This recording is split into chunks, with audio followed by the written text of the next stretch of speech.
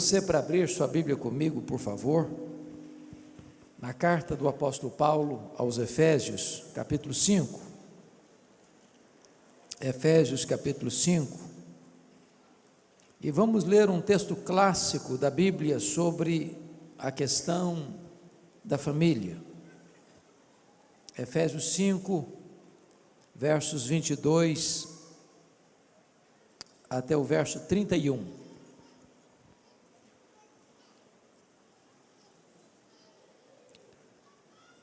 O apóstolo Paulo, falando do relacionamento conjugal, diz o seguinte: as mulheres sejam submissas ao seu próprio marido, como ao Senhor, porque o marido é o cabeça da mulher, como também Cristo é o cabeça da igreja, sendo este mesmo o Salvador do corpo. Como, porém, a igreja está sujeita a Cristo, assim também as mulheres sejam em tudo submissas ao seu marido. Maridos, amai vossa mulher, como também Cristo amou a igreja e a si mesmo se entregou por ela, para que a santificasse, tendo-a purificado por meio da lavagem de água pela palavra, para a apresentar a si mesmo igreja gloriosa, sem mácula, nem ruga, nem coisa semelhante, porém santa e sem defeito.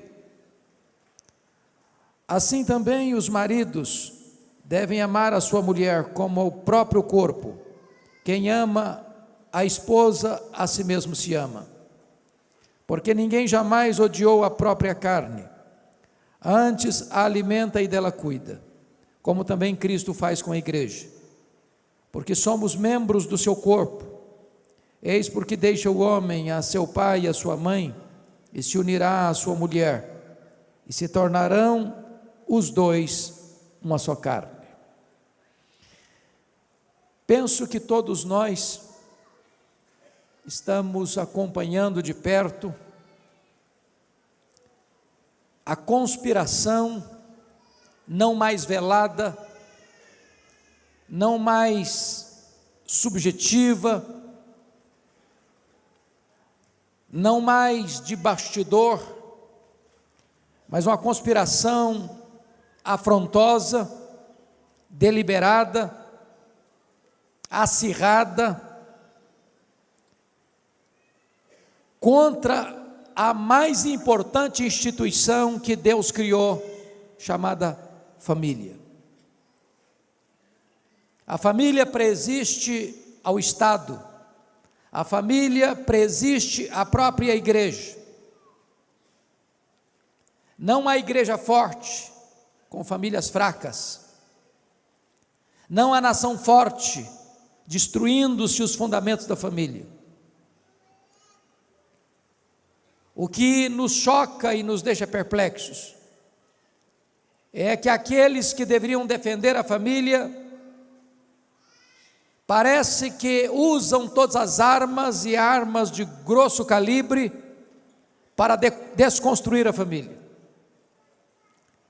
a partir de próprios órgãos governamentais que têm como responsabilidade cuidar da educação e da formação do nosso povo, até mesmo com recursos públicos, patrocinam cartilhas, materiais didáticos, infiltrando-os nas escolas, doutrinando crianças e adolescentes, atacando de forma afrontosa e deliberada esta vetusta, esta importante instituição divina que é a família. Hoje, o maior canal de televisão, que é uma das mais poderosas armas de comunicação, não só do Brasil, mas do mundo, de forma idealizada, de forma consciente e deliberada, tem usado suas telenovelas para tentar minar os alicerces da família, para tirar da mente das pessoas o que é família, com a questão da ideologia de gênero. ensinando que quando uma criança nasce, ela nasce neutra. É a cultura, é o meio que vai determinar se ela vai ser homem ou se vai ser mulher. Estamos assistindo uma tentativa gigantesca de se considerar normal a relação entre homem e homem e mulher, como se homem e homem, mulher e mulher pudesse constituir uma família e formar um casamento. Nós precisamos dizer em alto e bom som à nação brasileira, às autoridades constituídas da nossa nação, aos meios de comunicação de massa desta nação, ao Ministério da Educação e Cultura, aos formadores de opinião deste país, que nós permanecemos de pé, que nós permanecemos firmes e inabaláveis em crer que Deus instituiu a família, que Deus instituiu o casamento, e que dentro da visão de Deus, casamento é a relação de um homem e uma mulher, e que nós não abrimos mão desses valores que são milenares, e que hão de reger daqui para frente, ainda e por sempre, a nossa família, e portanto recorremos às Escrituras, porque para nós não é a cultura que legitima a Bíblia, é a Bíblia que julga a cultura. A Bíblia é a palavra de Deus. A Bíblia não se torna um livro arcaico, a Bíblia não está em desuso, a Bíblia não se tornou obsoleta, ela é para nós a nossa única regra de fé e de prática. Mudam as culturas, mudam os homens, mudam as filosofias, a Bíblia continua sendo para nós a nossa norma de vida e de fé. É por isso que estamos abrindo a Escritura nesta noite. E notem comigo, no versículo de número 31, que Deus vai mostrar o que é casamento, o que é família.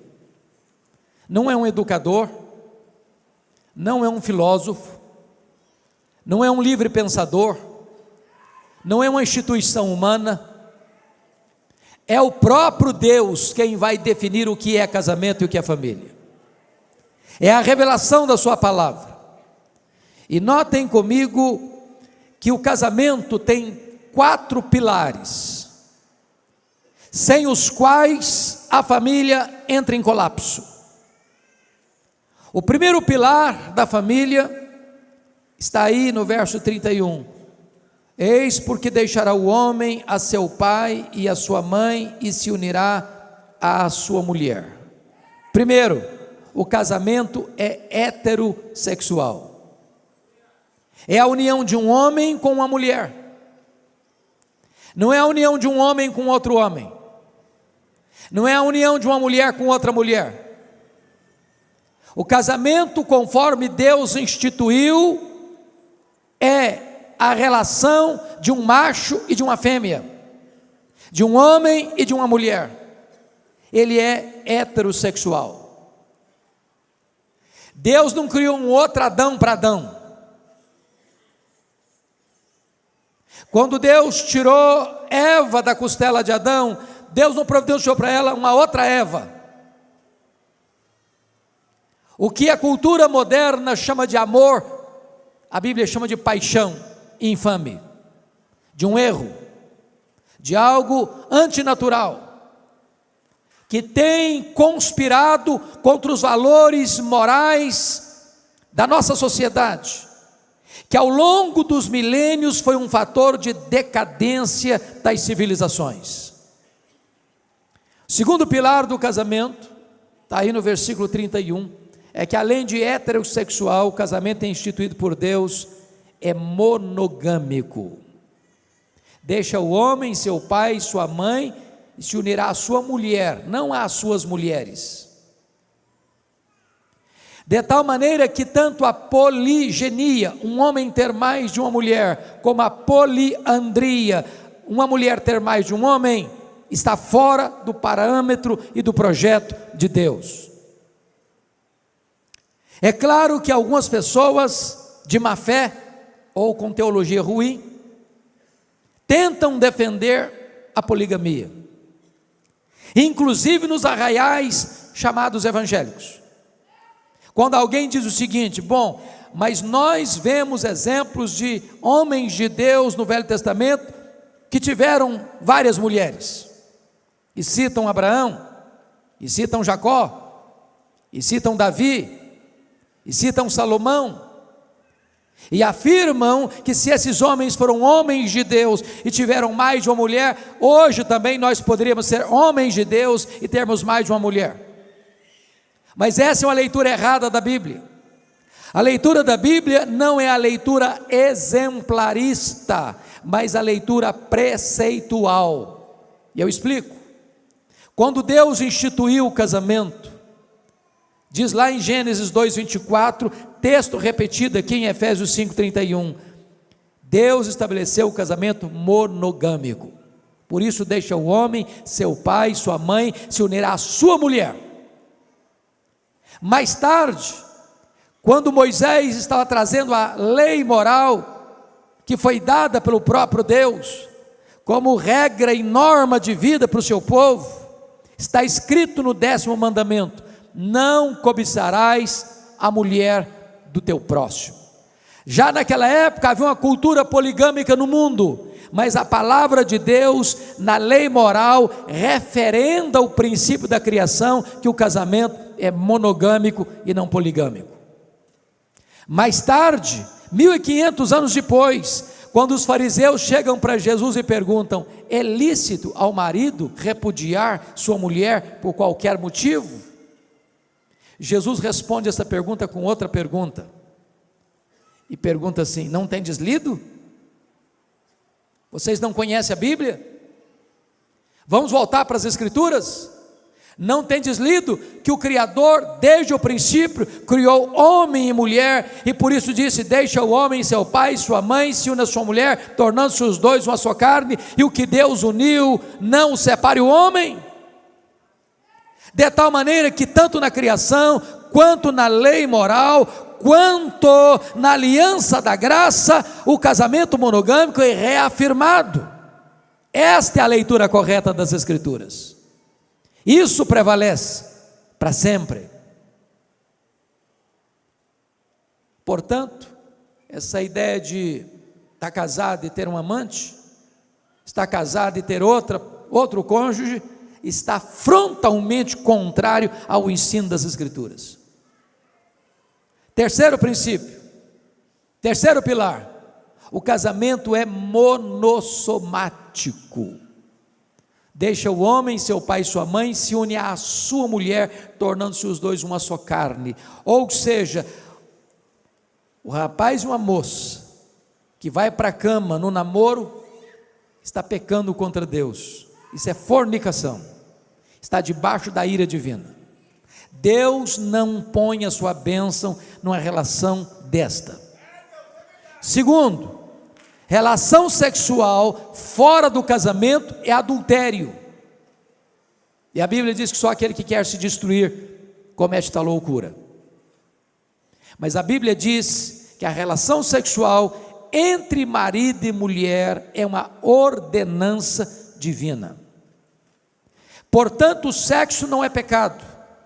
Deus criou o homem e criou a mulher, criou o macho e criou a fêmea, e instituiu o casamento para que esta bênção fosse usufruída de maneira santa, de maneira lícita, de maneira pura, porque a Bíblia diz: digno de honra entre todos é o matrimônio e o leito sem mácula. Mas o quarto pilar do casamento é que o casamento é indissolúvel. O que Deus uniu, não o separe o homem. E a palavra homem aí, na língua grega, está no neutro. É homem, é mulher, é marido, é esposa, é advogado, é juiz, é conselheiro. Nenhum ser humano tem competência de desfazer o que Deus fez. Agora preste atenção. Tem gente que arranja uma desculpa dizendo o seguinte: ah, pastor, eu me separei, ou eu me divorciei, porque quando eu me casei, desculpem da expressão, ainda se amarrava cachorro com linguiça. Eu não sabia de nada não, eu casei inocente. Outra coisa, pastor, quando eu me casei contra a vontade dos meus pais, eu fui rebelde. Pastor, quando eu me casei, eu nem sabia o que eu estava fazendo direito, portanto, não foi Deus que me uniu, então eu estou me separando, então eu estou me divorciando. Deixa eu dizer uma coisa para você, mesmo que você tenha se casado na contramão da vontade de seus pais, mesmo que você tenha se casado sem ter compreendido plenamente o que era casamento, no momento em que você se casou, Deus ratificou aquela aliança. Vocês se lembram de Josué capítulo 9? Lá está escrito que Josué fez uma aliança com os gibeonitas sem consultar a Deus, apressadamente, mas ao firmar aquela aliança, ele não pôde mais quebrá-la, e 300 anos depois, o rei Saul quebrou aquela aliança, e o juízo de Deus veio sobre a nação de Israel.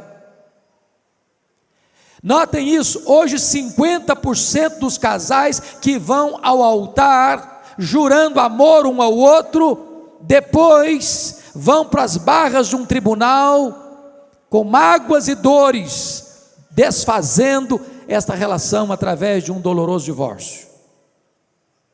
O preceito de Deus é: o que Deus uniu, não o separe o homem. Deus instituiu o casamento, Deus não instituiu o divórcio. Deus permite o divórcio por causa da dureza do coração, mas o casamento é ordenança dele, é a vontade dele. A saída para um casamento não é o divórcio, a saída é o perdão, é a restauração, é a cura, é o renovo, é a redescoberta do projeto de Deus. Talvez você argumente: ah, pastor, mas o meu amor acabou. Ah, mas secou tudo. Ah, mas perdeu completamente o brilho.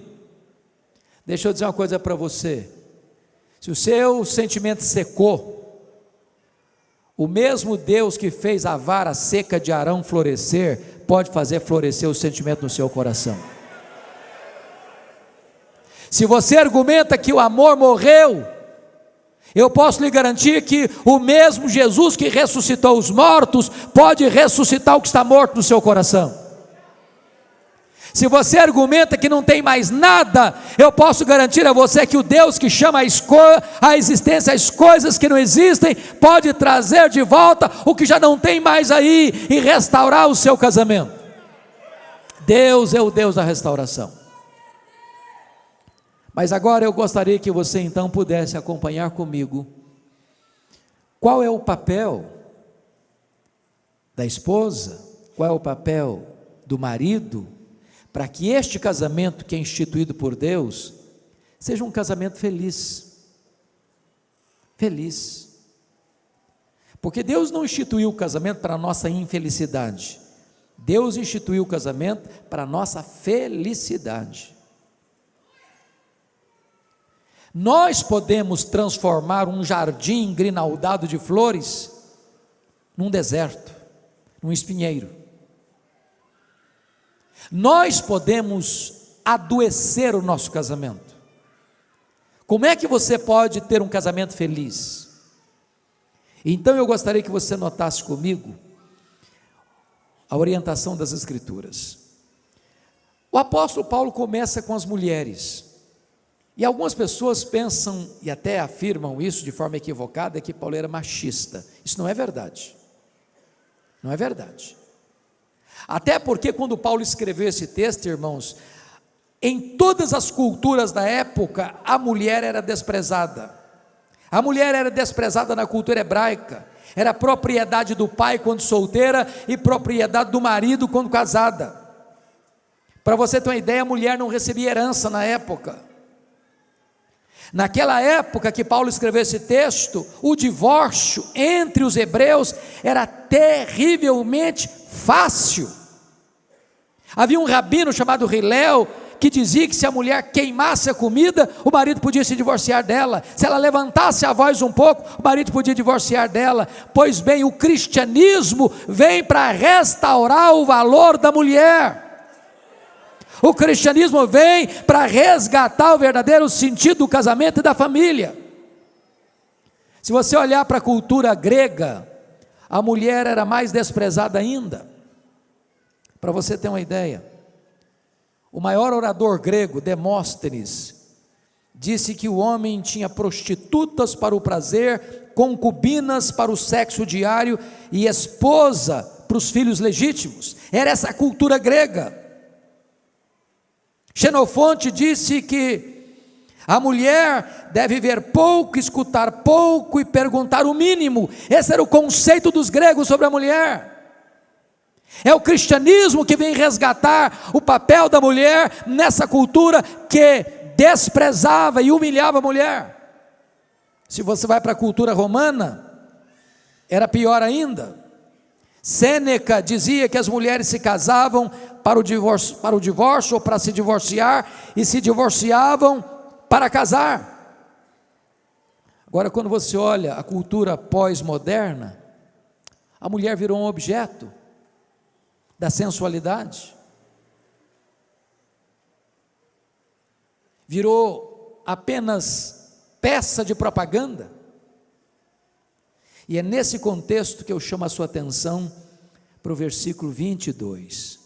As mulheres sejam submissas a seu próprio marido, como ao Senhor. Primeira coisa, eu tenho plena certeza que esse assunto não é palatável, que não é, numa linguagem bem contemporânea nossa, politicamente correto. Por quê? Porque nenhuma palavra do cristianismo está mais desgastada, desfigurada e distorcida no cenário brasileiro e até evangélico do que a palavra submissão. Tem gente que sente urticária quando fala em submissão.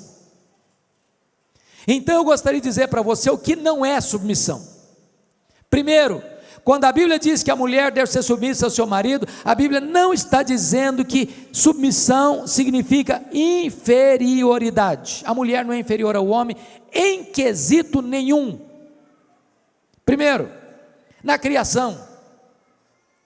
Aliás, diga-se de passagem, quando Deus foi criar o homem, Deus pôs a mão no barro. Quando Deus foi criar a mulher, Ele usou matéria-prima melhor. Tirou da costela do homem. Ambos têm o mesmo peso, o mesmo valor na presença de Deus. Deus criou o homem e Deus criou a mulher à sua imagem e à sua semelhança, de tal maneira que o homem não é mais semelhança de Deus que a mulher, nem a mulher é menos semelhança de Deus do que o homem. Mas, na redenção, a mulher é salva da mesma maneira que o homem. Para Deus, homem e mulher têm o mesmo valor, são salvos da mesma forma, pela fé em Jesus Cristo. Para Deus não tem homem, não tem mulher, não tem grego, não tem judeu, não tem escravo, não tem livre, não tem rico, não tem pobre, todos têm o mesmo valor. Então submissão não é inferioridade. Por exemplo, quando a Bíblia diz que o marido é o cabeça da mulher, pensem comigo, a Bíblia não está querendo dizer que a mulher é inferior ao homem, porque a Bíblia diz assim: Deus é o cabeça de Cristo, Cristo é o cabeça da igreja, o homem é o cabeça da mulher. Eu pergunto a vocês, Deus Pai é superior ao Deus Filho? Não. São da mesma substância, da mesma essência. Jesus é Deus, igual ao Pai, Deus de Deus, luz de luz, coigual, coeterno, consubstancial com o Pai. Logo, a metáfora de cabeça não significa que o homem está acima, que o homem é maior, que o homem é superior. É uma questão de funcionalidade dentro da família. Segundo, submissão não é obediência incondicional, de jeito nenhum.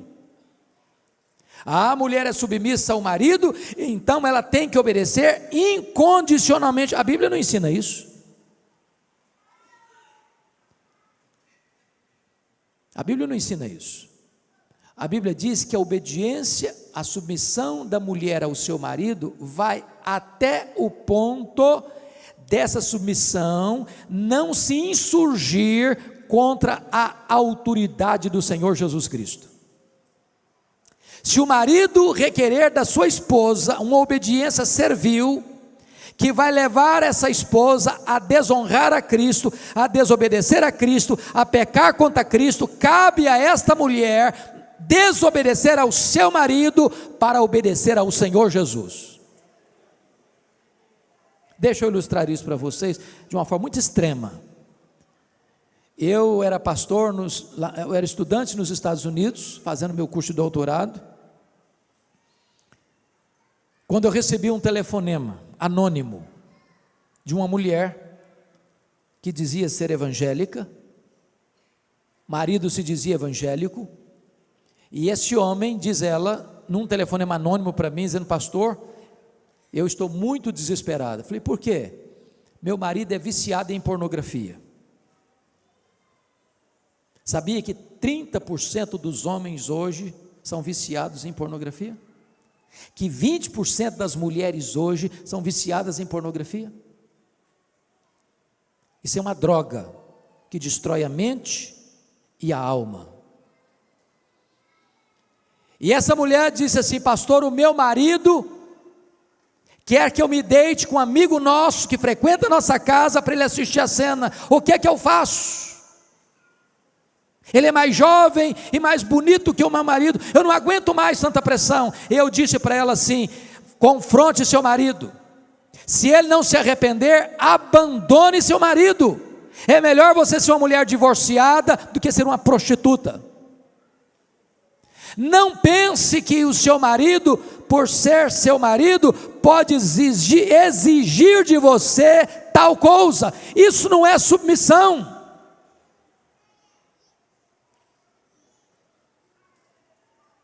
Portanto, a submissão da esposa ao marido não é uma submissão incondicional. O marido e a mulher estão debaixo de uma autoridade maior, a autoridade de Jesus Cristo. Se essas duas autoridades entrarem em choque, cabe a resposta dos apóstolos ao sinédrio: antes importa obedecer a Deus que aos homens. Terceiro lugar, irmãos. Terceiro lugar. Submissão não é submissão de gênero. Preste bem atenção nisso. Paulo diz: as mulheres sejam submissas não ao homem. Não está escrito isso aí. As mulheres sejam submissas ao seu marido. Não é que o sexo feminino é submisso ao sexo masculino. A Bíblia nunca ensinou isso. Não é de gênero a submissão, é numa relação familiar, porque Deus é Deus de ordem e não de caos. Uma família não pode ter duas cabeças, é preciso ter uma ordem, como dentro da própria Trindade tem uma ordem, o Pai é o cabeça de Cristo, também na família precisa ter uma ordem, e foi Deus quem constituiu o marido como cabeça. Portanto, a submissão não é a qualquer homem, é submissão ao marido, é a submissão dentro da instituição do casamento e da família. Pois bem, o que é então submissão? Primeiro,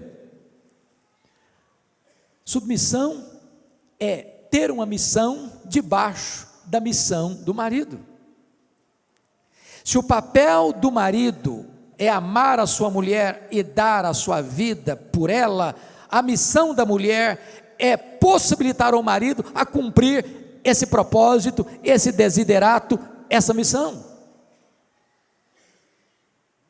A mulher é submissa ao marido exatamente porque ela é serva de Deus.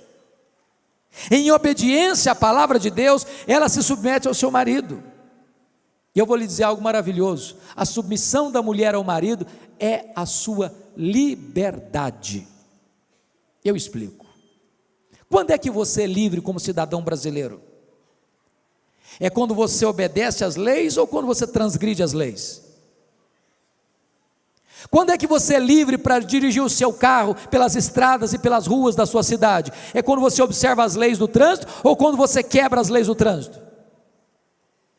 Quando é que você tira um belo som de um piano? É quando você segue as letras e as normas e as notas ou quando você toca as teclas atabalhoadamente?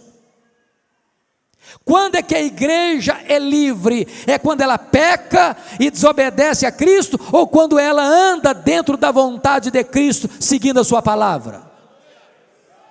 Então note isso: Deus não quis subjugar a mulher, Deus não quer escravizar a mulher, Deus estabelece a liberdade, porque submissão não é sinônimo de escravidão, submissão é exatamente sinônimo de liberdade. Você é livre quando você obedece, você é livre quando você anda na luz.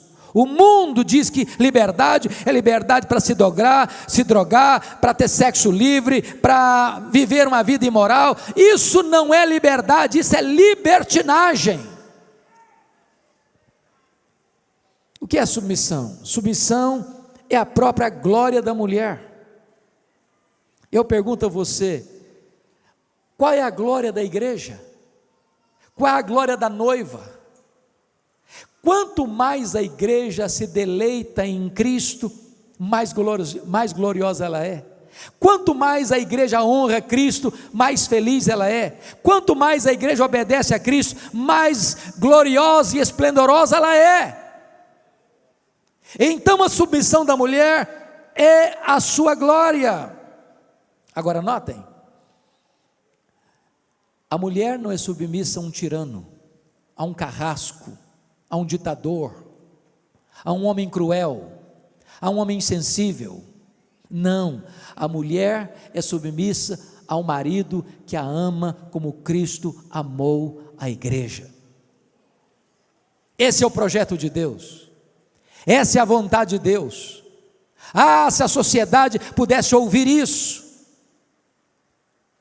se os canais de televisão pudessem ensinar isso, se as telenovelas ensinassem essa verdade, esse princípio, essa nação brasileira seria outra. A igreja, irmãos, é a sociedade de vanguarda nesse mundo. A igreja é o sal da terra, é a luz do mundo. A igreja precisa levantar a sua voz, desfraldar suas bandeiras e dizer que Deus ama a família, que Deus não abre mão da família e que os preceitos de Deus são para a felicidade da família.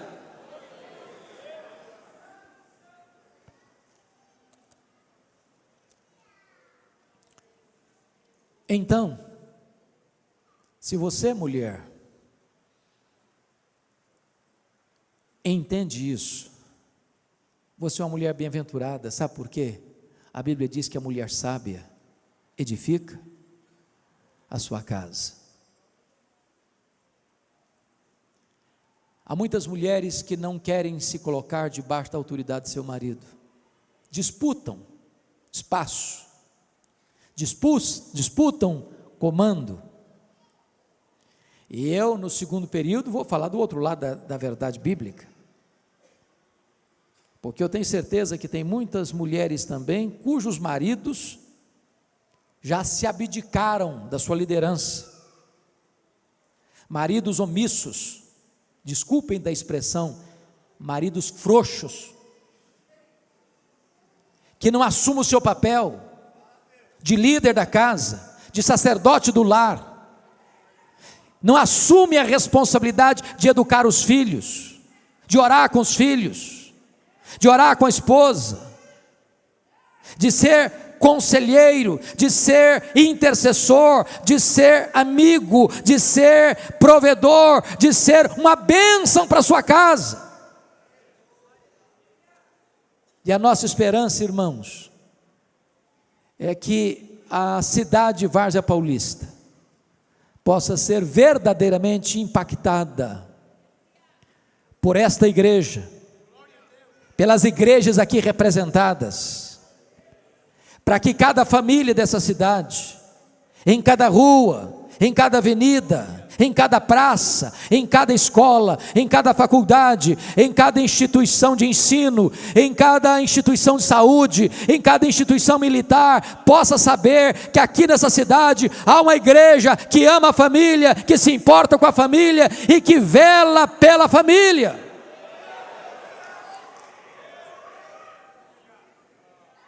Todos nós, irmãos, povo de Deus, precisamos ser um modelo para essa sociedade.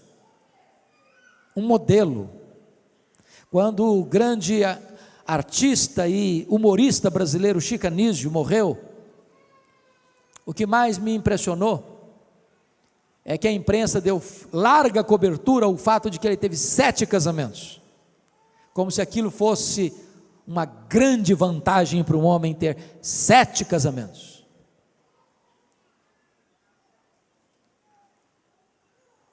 Um testemunho bonito é aquele que um homem viu as rugas surgindo no seu rosto e os cabelos se embranquecendo ao lado da mesma mulher,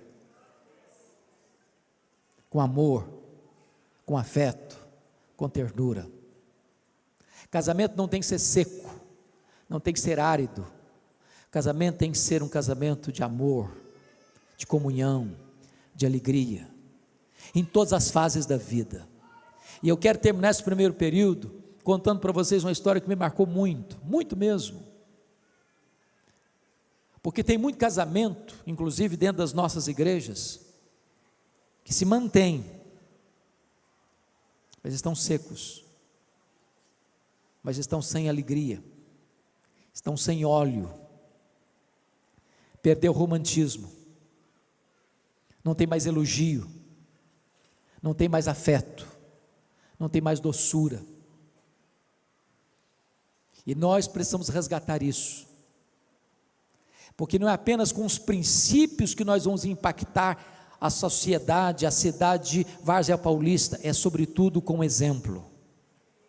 A cidade precisa olhar para nós e dizer o seguinte: veja como esse casal vive, veja como eles andam, veja como eles tratam um ao outro, vejam como eles cuidam dos seus filhos, vejam como eles andam de mãos dadas, vejam como eles se amam. É isso que vai impactar, é isso que vai mexer com as pessoas, é perceber que é possível você envelhecer junto, amando a mesma pessoa, que é possível você caminhar junto, superando crises, que é possível você superar dificuldades pelo perdão, que é possível você se levantar e ser restaurado por Deus e retomar a sua caminhada conjugal, mesmo depois de um revés, que você pode tapar a porta dos fundos e dizer não para o divórcio e sim para o casamento. E a história que eu ouvi foi esta: havia um senhor de mais de 80 anos, que todo sábado passava na floricultura do seu bairro, para comprar uma flor para levar para sua esposa. Mas nos últimos meses, ele já não levava uma flor, ele levava o melhor buquê de rosas que ele podia comprar, sábado após sábado. Até que um dia o dono da floricultura, muito curioso, disse: rapaz, você me impressiona, você é um homem de mais de 80 anos, ainda investe no seu casamento, a sua mulher deve ser a mulher mais feliz desse mundo. Me responda, qual é a reação dela quando ela recebe todo sábado esse buquê de rosas? E ele respondeu: ela não reage de forma nenhuma, ela não faz nada, não esboça nenhum sorriso, nem me diz muito obrigado. Como assim? Como assim? Você leva flor para ela todo sábado, e ela não reage, e ela não faz nada, e ela não se alegra, e ela não dá um abraço, ela não dá um beijo, ela não esboça um sorriso, ela não diz nem muito obrigado? E ele respondeu: não. Mas como? Ele disse: a minha mulher tem Alzheimer, ela não sabe mais quem eu sou,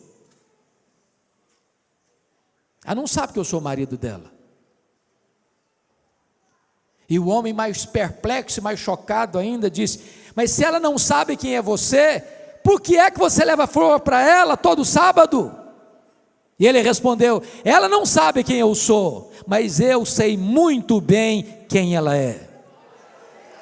Eu sei muito bem quem ela é. Este é o amor. E é sobre este assunto que eu quero falar com você na segunda parte da nossa mensagem.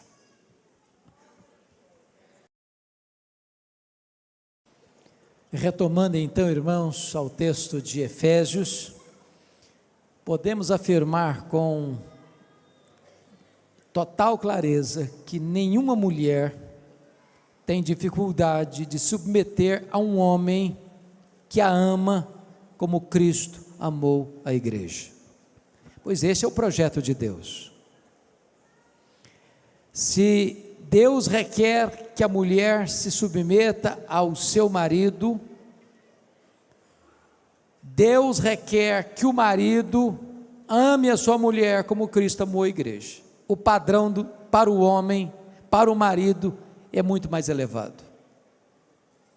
Então, nenhum homem cristão pode, em nome da submissão da esposa a ele, explorar a esposa, subjugar a esposa, massacrar a esposa, fazer dela um capacho. Esse não é o projeto de Deus, essa não é a vontade de Deus. Então veja comigo qual é o papel do marido. Confira aí, por gentileza, versículo 25. Maridos, amai vossa mulher como também Cristo amou a igreja e a si mesmo se entregou por ela. Primeira coisa é que Deus requer que o marido ame a mulher, nem requer que ele entenda a mulher. Acho que o desafio fica grande demais. Deus requer que o marido ame a mulher, nem sempre vai entendê-la, mas é preciso amá-la. E quando você fala que o marido deve amar a sua mulher, isso implica três coisas. Primeiro, quem ama declara que ama. É claro, gente. Há um livro de um autor muito conhecido no Brasil. Esse livro chama-se As 5 Linguagens do Amor. E ele disse que a palavra amor é uma palavra que hoje não tem consenso no seu entendimento.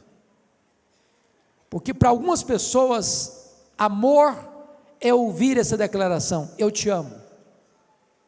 Qual foi a última vez que você falou para sua mulher: eu te amo? Eu sei que foi hoje, não foi?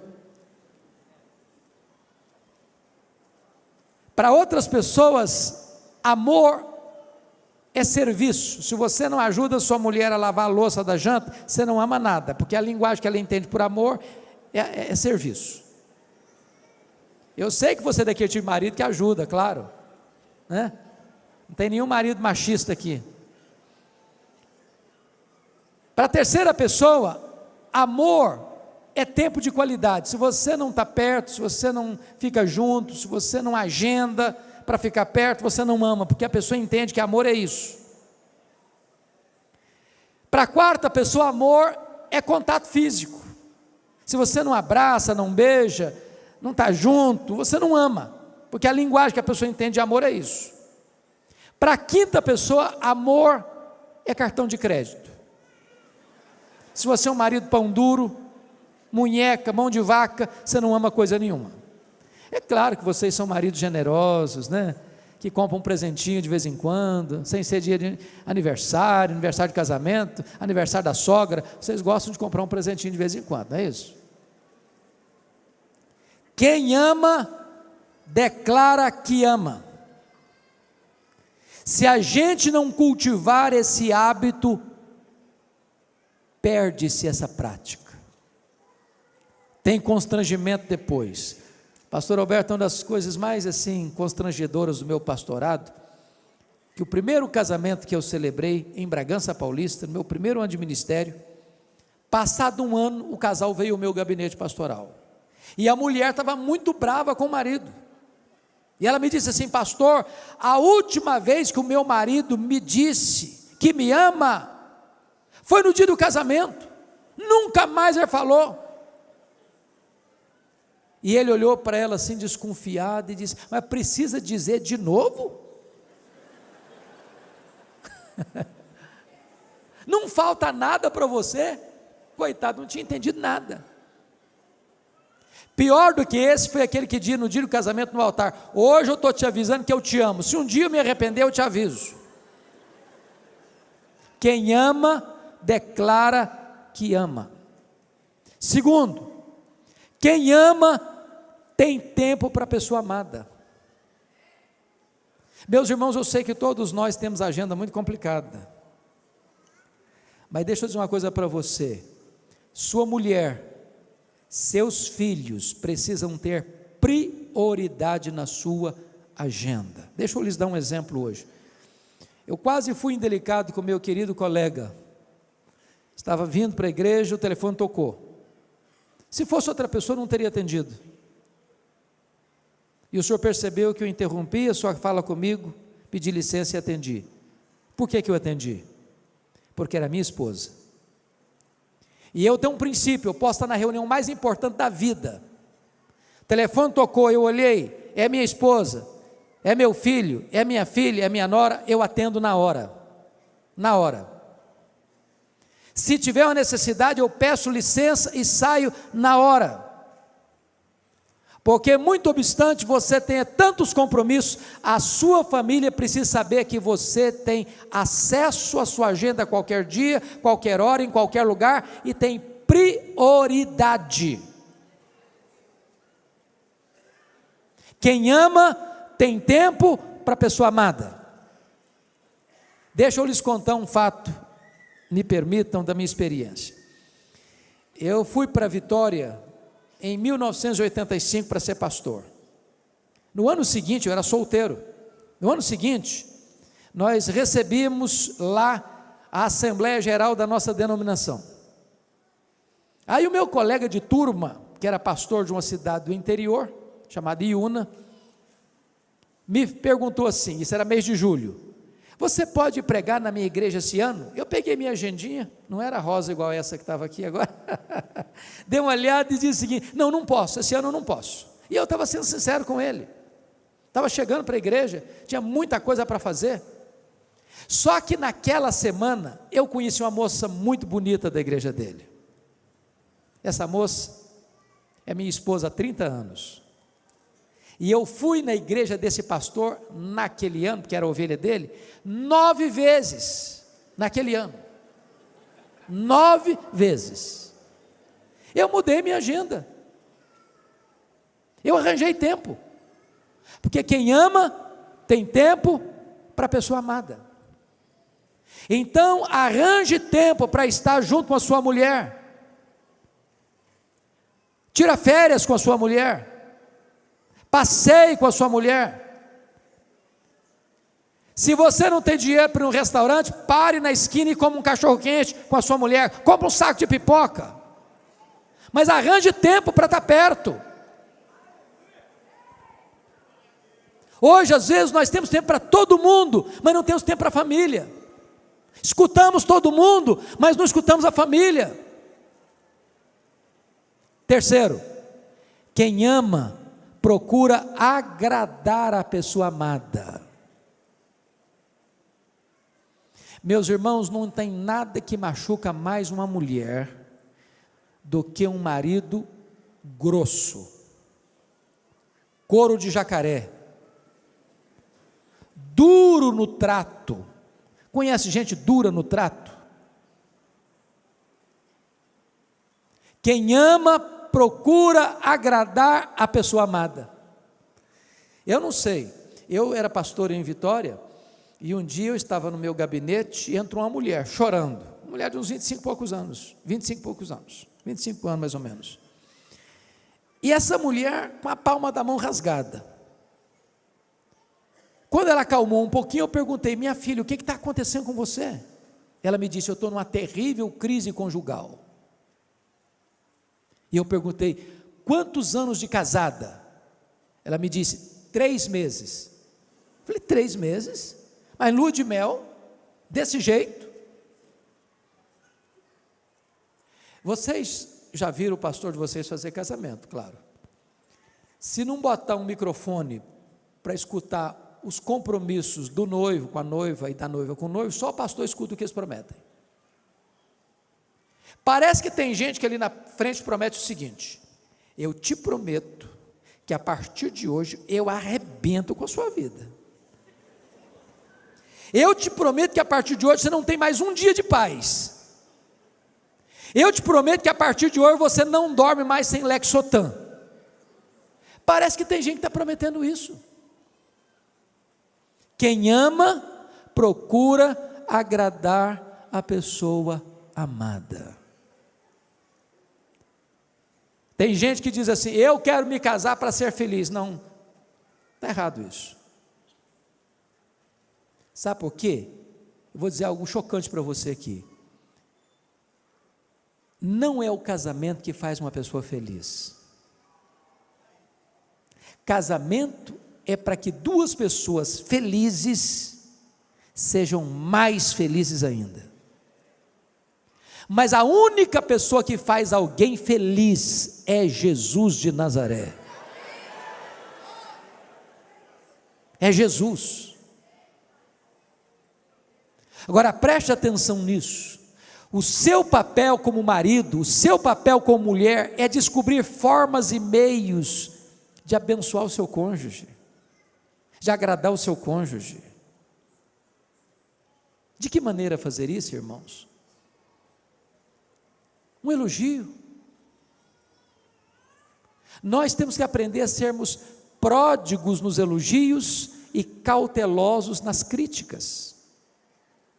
Eu conheço casal que pensa que vai melhorar o cônjuge com a lupa na mão, identificando os pontos falhos. Não, eu tenho que descobrir quais são os pontos falhos do meu marido, da minha esposa, para corrigi-los. Não é assim que você ajuda o seu cônjuge. Aliás, você deve identificar quais são os pontos fortes e enaltecê-los. Um elogio sincero vale mais do que 1000 críticas. Você pega mais mosca com a gota de mel que com barril de fel. Quem ama, procura agradar a pessoa amada. Agora, quando o marido ama a sua mulher, como é que ele expressa isso? Vamos olhar nas Escrituras. Primeiro, o marido deve cuidar da vida espiritual da esposa. Olha comigo, por gentileza, versículo 25 a 27. Maridos, amai vossa mulher, como também Cristo amou a igreja, a si mesmo se entregou por ela. Então, primeiro é um amor sacrificial. Você não pode fazer igual Isaac. Sabe o que Isaac fez? Quando ele chegou lá naquela terra e viu que a mulher dele era muito bonita, falou: esses caras vão me matar por causa da minha mulher. Aí botou a mulher dele como escudo. Não, não é minha mulher, não é minha irmã. Foi covarde, foi frouxo. A partir daquele momento, leia bem a sua Bíblia, você vai ver que Rebeca não conversa mais com Isaac tete a tete, ela escuta o marido por trás da porta. Acabou o diálogo, acabou a confiança. Que marido é esse que não assume que é meu marido em público? Que marido é esse que me coloca para protegê-lo como escudo, em vez dele abrir o peito e diz: não, eu estou aqui é para proteger a minha mulher, eu estou pronto a morrer por ela.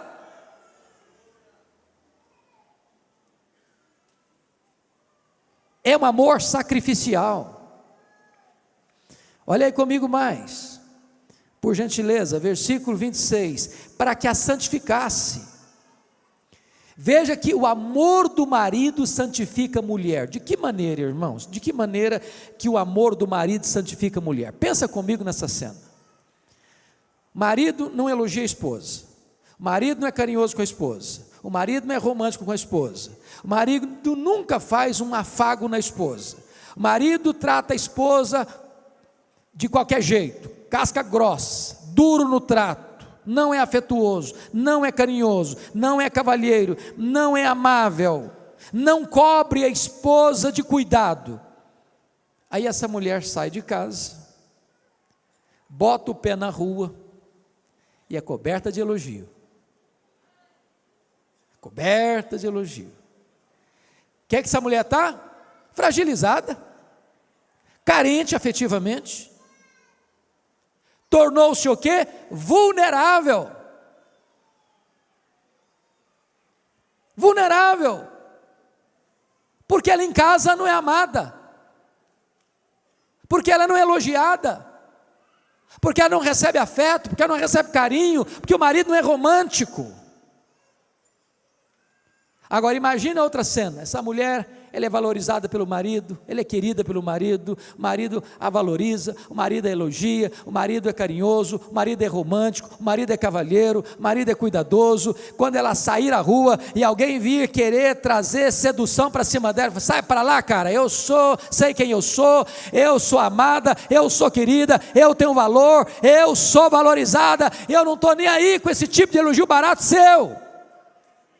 O amor do marido protege a mulher e santifica a mulher. Olha mais, veja comigo, por gentileza, versículo 28 diz: assim também os maridos devem amar a sua mulher como ao seu próprio corpo. Então deixa eu dizer uma coisa para você aqui. Eu não sou daqueles, e nem você com certeza, que acha que só sua família tem valor, porque tem gente que só vê virtude na sua família e só vê defeito nas outras famílias, não é verdade? Tem outras pessoas que é o contrário, só vê virtude na vida dos outros, só vê defeito na sua. É o chamado mito da grama mais verde, que é do outro é sempre melhor. Qual o nosso papel? É o papel lá do marido de Provérbios 31. O que ele responde? Há muitas mulheres virtuosas, mas tu a todas sobrepuja. Deixa eu dizer uma coisa para você. Se você ficar achando que a mulher do seu vizinho é mais virtuosa do que a sua mulher, você já está num caminho escorregadio. Se você espichar o pescoço e ficar olhando por cima do muro, achando que você merece alguém melhor, você já está encrencado.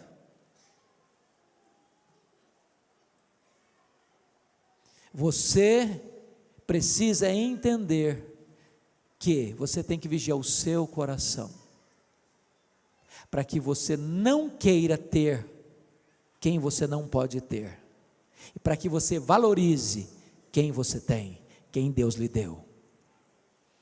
Segundo ponto que eu quero chamar a sua atenção, é que o marido não cuida apenas da vida espiritual da sua mulher, o marido deve também cuidar da vida emocional da sua mulher. Olha comigo os versos 28 e 29 então. Assim também os maridos devem amar a sua mulher como ao próprio corpo. Quem ama a esposa a si mesmo se ama. Porque ninguém jamais odiou a sua própria carne, antes a alimenta e dela cuida, como também Cristo faz com a igreja. Então vamos entender uma coisa aqui, irmãos.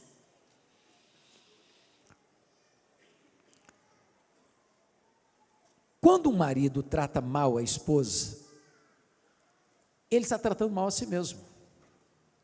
Quando o marido agride a esposa, ele está agredindo a si mesmo. Quando ele fere a esposa com palavras, ele está ferindo a si mesmo. E Paulo usa uma linguagem dizendo que ninguém jamais odiou a sua própria carne. Se você encontrar na rua uma pessoa se auto-agredindo, pode interná-la, pode botar no hospício, pode botar no sanatório, endoidou. Agora Paulo está querendo usar esse argumento para dizer o seguinte: quando você encontrar um marido agredindo a esposa, machucando a esposa, falando mal da esposa, levantando a voz para a esposa, sendo duro no trato com a esposa, ou até mesmo agredindo fisicamente uma esposa, isso é um sinal de loucura relacional. Porque a esposa é carne da sua carne. Então deixa eu dizer uma coisa para você, marido. Você é o responsável pela saúde emocional da sua mulher. Você precisa investir na vida da sua mulher.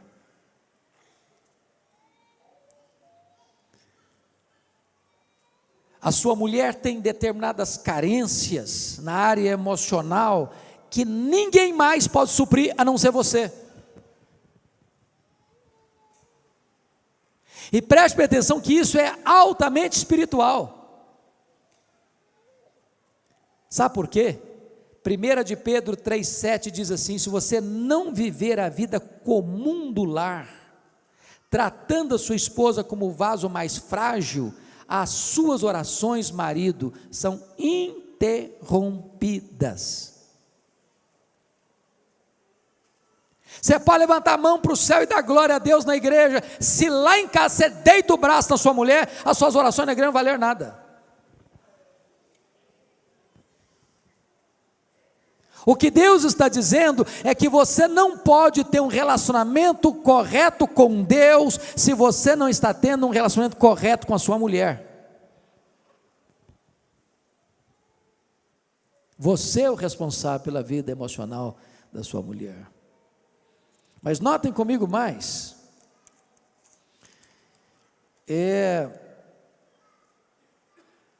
o marido não apenas cuida da vida emocional da sua mulher, elogiando-a, acariciando-a, porque é um termo muito interessante aqui, que eu chamo a sua atenção agora, ele cuida também da vida física da sua mulher. Olha, por gentileza, o que está escrito no verso 29 ao verso 31, porque ninguém jamais odiou a própria carne, antes a alimenta e dela cuida. A palavra cuida aí, na língua grega, só aparece mais outra vez na Bíblia, no Novo Testamento, só aqui em Efésios 5:29 e em 1 Tessalonicenses 2:7, e lá a palavra foi traduzida por acariciar.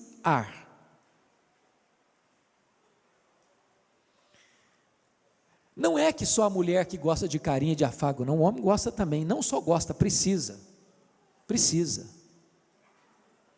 mas cabe ao marido acariciar a sua mulher. Eu estou falando de um ato físico,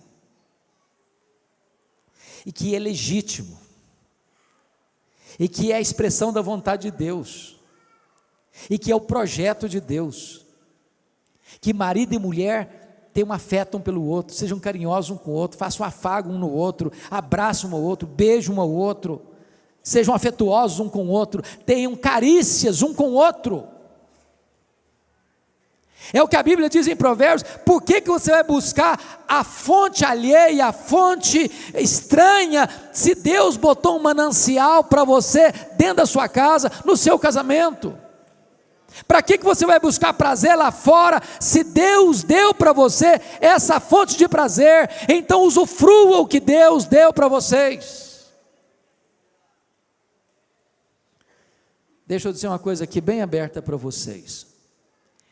Ter sexo fora do casamento, antes do casamento, é pecado. Ter sexo fora do casamento é pecado. Mas não ter sexo no casamento também é pecado. É ordem de Deus: não vos priveis um ao outro. E eu estou dizendo para vocês algo extremamente espiritual. Sabe por que é extremamente espiritual? Porque se marido e mulher negligenciar essa área física do relacionamento, entra na jogada um personagem terrível chamado de Satanás, que vai tentar marido e mulher por causa da incontinência. Irmãos, isso não é opinião de homens, isso é a palavra de Deus, isso é o ensino da Escritura. Isso é Deus blindando o casamento para que não haja brecha para o inimigo entrar. Agora é claro, irmãos, é claro,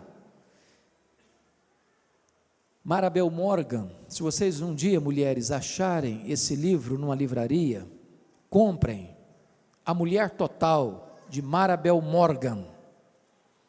E Marabel Morgan disse que o sexo para a mulher começa no café da manhã. Sabe o que significa isso? Se o marido for grosso com a mulher desde o amanhecer do dia, de noite vai ter pedra no colchão.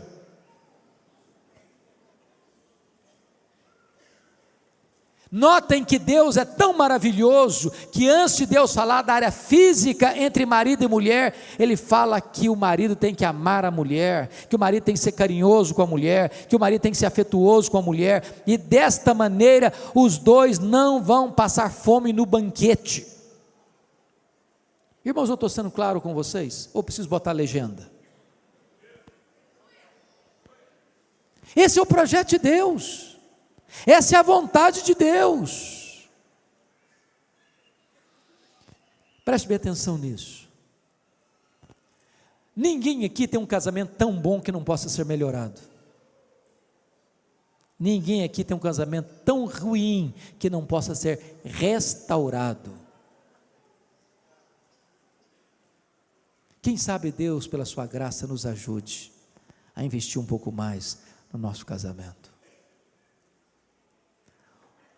Sabe o que me deixa perplexo, pastor Alberto? É que o índice de divórcio no meio evangélico é quase o mesmo, fora da igreja.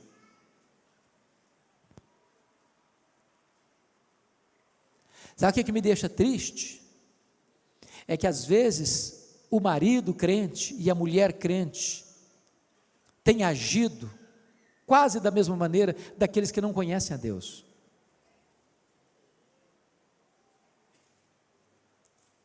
Sabe o que me deixa preocupado? É que às vezes nós departamentalizamos a nossa vida. Na igreja somos uma bênção, em casa vai no tapa, vai no grito, ou naquele silêncio gelado, naquela indiferença terrível e esmagadora. Irmãos, eu estou cansado de receber e-mails e cartas anônimas dizendo: pastor, eu não aguento mais, meu marido é crente, meu marido é líder da igreja, meu marido canta no coral, meu marido faz isso na igreja, faz aquilo outro, mas em casa ele não me ama, ele não fala comigo, ele não é carinhoso comigo, ele nem me respeita.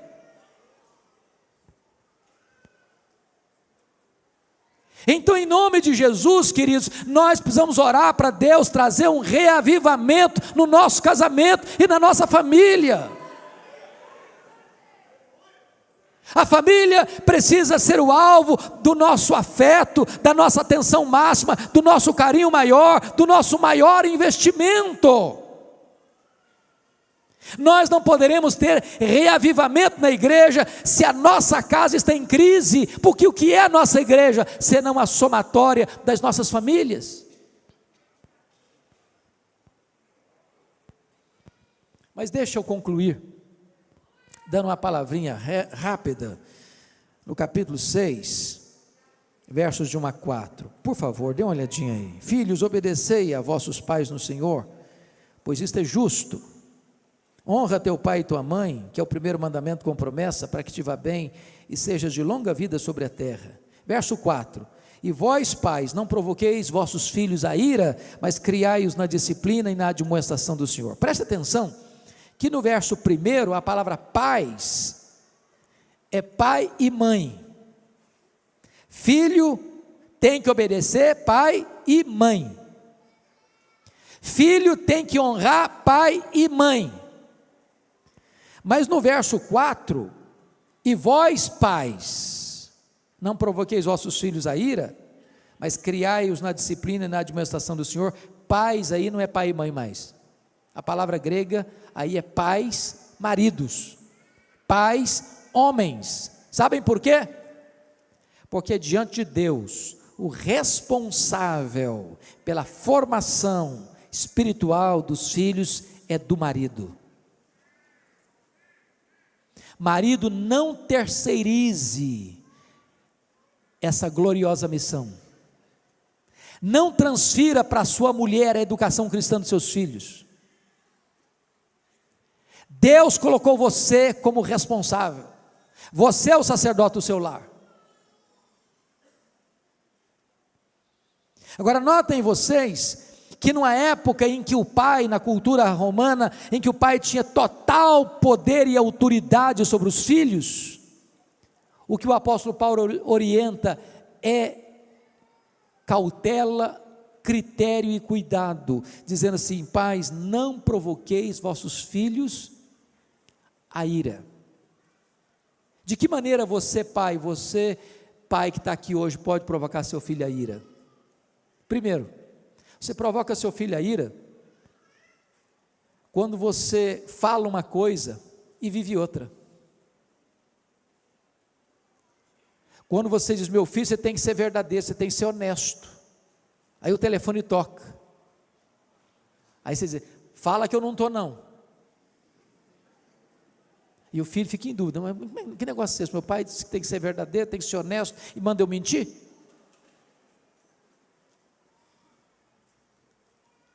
Você provoca seu filho a ira quando você compara um filho com outro e tem predileção por um filho em prejuízo do outro, e age como Isaac e Rebeca: eu tenho um filho predileto, não, o outro é que é meu predileto. Você provoca um filho a ira quando você requer dos filhos o mesmo desempenho, quando você só pode requerer o mesmo empenho. E eu explico. José e João são irmãos, filhos do mesmo pai, da mesma mãe, vão para a aula, a mesma prova, um tira 10, o outro tira 8. Às vezes quem tirou 8 estudou mais que quem tirou 10, porque você não pode exigir dos filhos o mesmo desempenho. Você pode exigir sim, estudar ao mesmo tempo, ter o mesmo esforço, ter a mesma dedicação, mas você não pode exigir o mesmo desempenho. São pessoas diferentes. Você provoca um filho a ira quando você cobra sempre e não elogia nunca. Por exemplo, o menino chega em casa todo feliz, diz: papai, eu tirei 9 na prova de matemática, e você diz: menino, quando é que você vai tirar 10? O menino fica todo desanimado, fala: nunca vou conseguir agradar meu pai. O que você poderia dizer para ele? Parabéns, meu filho, parabéns, você tirou 9, eu acho que você tem potencial para tirar 10. Você valorizou seu filho, você encorajou a prosseguir e avançar um pouco mais. Você provoca seu filho a ira quando você dá mais valor a coisas do que a pessoas. Você lisa mais o seu carro do que faz polimento nos relacionamentos. Você tem mais ciúme do seu carro do que da sua família.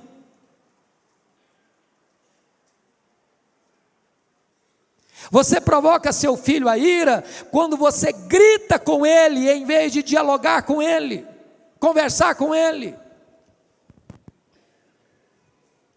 Meus irmãos, notem isso. Antes de Deus nos ensinar o que fazer, Deus nos mostra o que não fazer. Agora ele diz: mas criai-os na disciplina e na admoestação do Senhor. Preste atenção: criar filho não é apenas gerar filho. Criar filho não é apenas dar teto para morar, cama para dormir, roupa para vestir, comida para se alimentar, escola para estudar. Criar filho, irmãos, tem a ver com toda a sua formação psico, emocional e espiritual.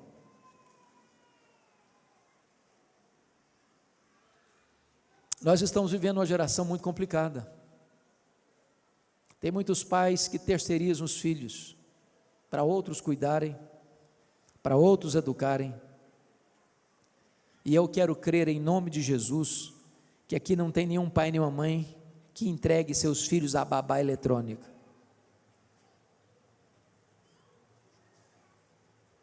Crie os seus filhos, eduque os seus filhos, e inculque nos seus filhos os valores de Deus. Gaste tempo com seus filhos, senta com eles, conta o que Deus fez na sua vida, quão maravilhoso é Deus, conte para eles, isso é educá-los, mas mais, na disciplina e na admoestação do Senhor. Hoje nós vivemos numa geração que o Estado está interferindo na família. Eu acho tão curioso isso. Um pai e uma mãe não podem dar um tapa num filho mais, mas matar pode, abortar pode. Já perceberam a incoerência? Pai e mãe não pode disciplinar, mas se quiser entrar e tirar lá do sacrário do ventre materno, esquartejar, envenenar e arrancar de lá, aí pode. Agora deixa eu dizer uma coisa para você, todo filho precisa de limites, de disciplina. Tem que ter horário para chegar, tem que ter horário para sair, tem que saber aonde vai, tem que saber com quem vai, tem que saber o que vai fazer, tem que saber a hora que vai voltar. Filho precisa de limites. Eu não sei quantos de vocês na década de 80 assistiram o filme ou leram o livro Eu, Cristiane F., 13 anos, drogada, prostituída. A mãe, criada numa família muito rigorosa nos limites, na disciplina, ela pensou: o dia que eu crescer, o dia que eu for mãe, a minha filha não terá limites, eu vou deixar ela livre. Essa é a pregação da sociedade de hoje, é isso que está nas telenovelas, é isso que a televisão está ensinando todo dia, é isso que a cultura moderna está dizendo. Os filhos é quem faz as suas escolhas, você não interfere em nada. A Bíblia diz exatamente o contrário. A Bíblia diz que você põe limites. Filhos precisam de limites. Sabe o que aconteceu? Essa mulher teve uma filha, não pôs limites, deixou ela livre. Com 13 anos, a menina estava drogada, a menina estava prostituída, a menina estava destruída, e ela chorando diz: pensando que estava dando liberdade à minha filha, eu destruí a minha filha. Deixa eu dizer uma coisa para você, pai, você mãe. Nem sempre nossos filhos vão gostar de receber um não, nem sempre. Eu não sei se os filhos de vocês são como os meus, mas eu cheguei às vezes a falar não para o filho, ele ficou emburrado comigo, fechou a cara, trancou-se no quarto e começou a chorar. Deixa eu dizer uma coisa para você: choro não mata filho. Choro não mata filho, mas não colocar limites mata filho, destrói filho. Deixa eu dizer outra coisa para vocês: pai e mãe têm que ter coragem de interferir no namoro dos filhos. Preste bem atenção nisso. Pai e mãe têm que ter coragem de interferir no namoro dos filhos. O que eu quero dizer com isso? Menininha começou a namorar, o rapazinho começou a namorar, não conversa com mais ninguém, não tem mais relacionamento com ninguém na igreja, se isolou do mundo, chega em casa, se tranca no quarto, quando você vai olhar, atender o telefone, está com a cara cheia de lágrima. Ô gente, namoro ruim é ensaio para um casamento trágico. Você já viu um namoro ruim dar casamento bom? Então, se o namoro é ruim, é hora de você interferir, sim.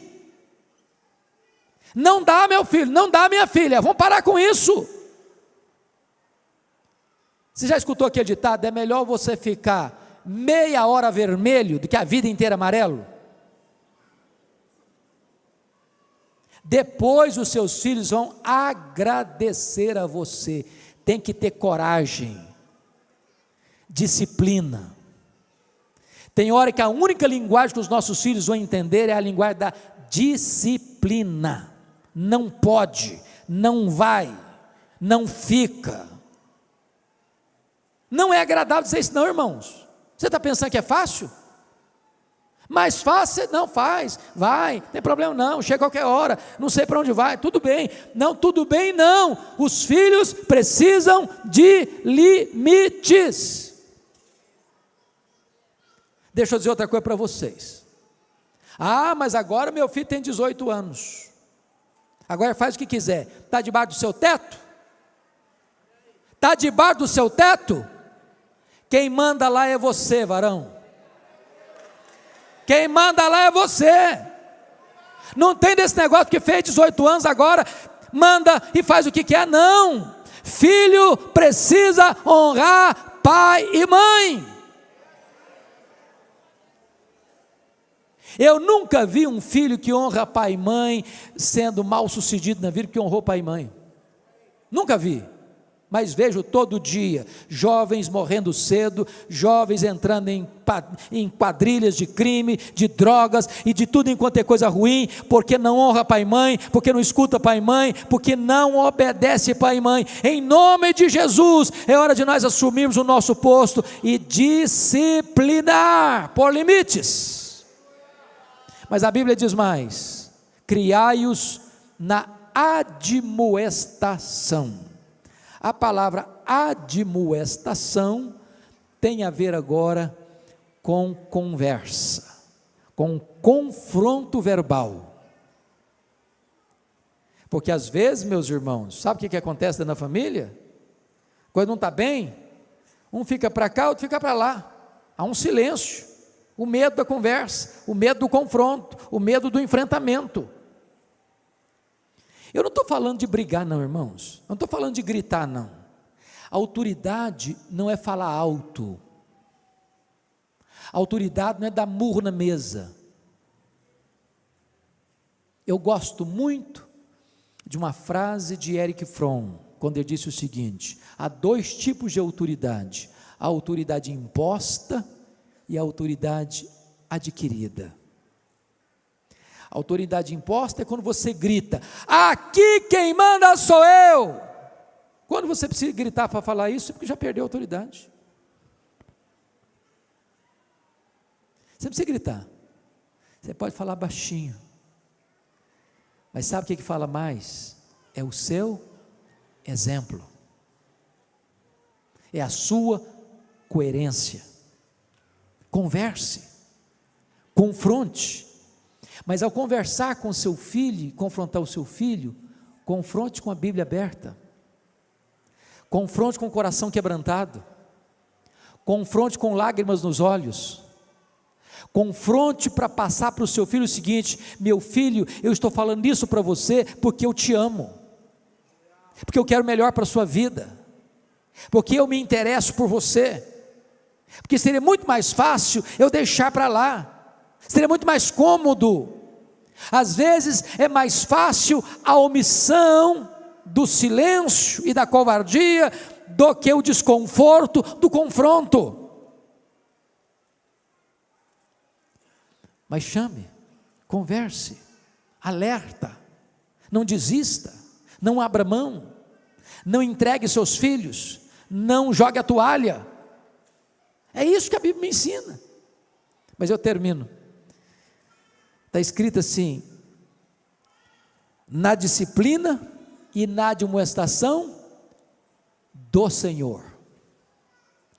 Do Senhor. Sabe o que significa isso?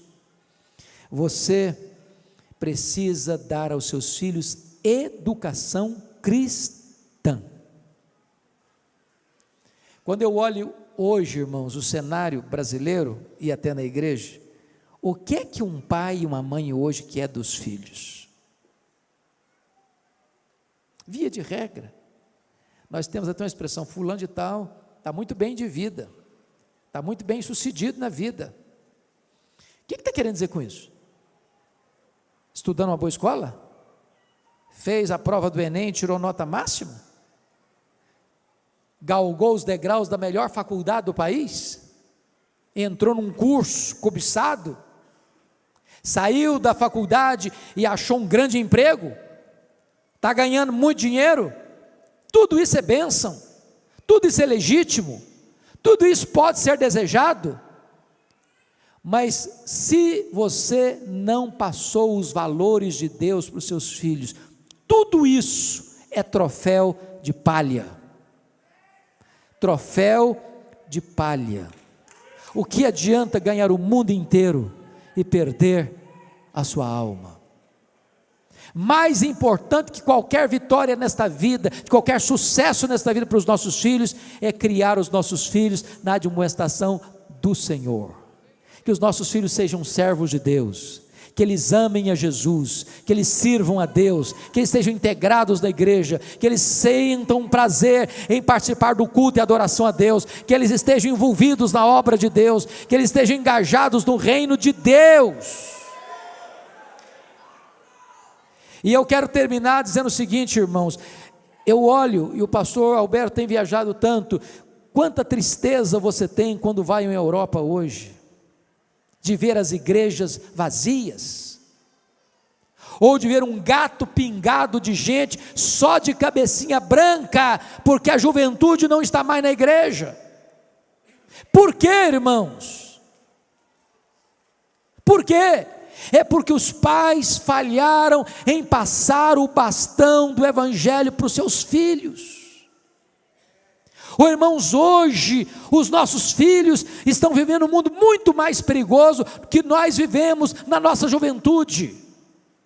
As janelas do mundo estão mais abertas e mais coloridas. As propostas para seduzir e atrair o coração dos nossos filhos são muito mais veementes hoje que na nossa época, e nós precisamos redobrar o nosso esforço para que as crianças, para que os adolescentes, para que os jovens conheçam a Deus, sejam cheios do Espírito de Deus, sejam envolvidos com a obra de Deus e possam ser uma igreja viva, forte para a glória de Deus. Nós não podemos perder esta geração, queridos. Nós não podemos fracassar, deixando de transmitir e passar o bastão do evangelho para esta geração, para que a futura igreja, a igreja de amanhã, seja mais viva, mais forte e mais cheia do Espírito Santo do que a igreja que vivemos hoje. A minha palavra é de gratidão a Deus por esta noite. A minha palavra é de gratidão a Deus por esta igreja. A minha palavra é de gratidão a Deus pelos pastores desta igreja, pela visão de investir na família e de impactar a cidade de Várzea Paulista, ajudando as famílias dessa cidade. Que Deus abençoe vocês, que Deus guarde vocês, que Deus guie vocês, que Deus proteja vocês, que Deus conduza vocês em triunfo. Amém.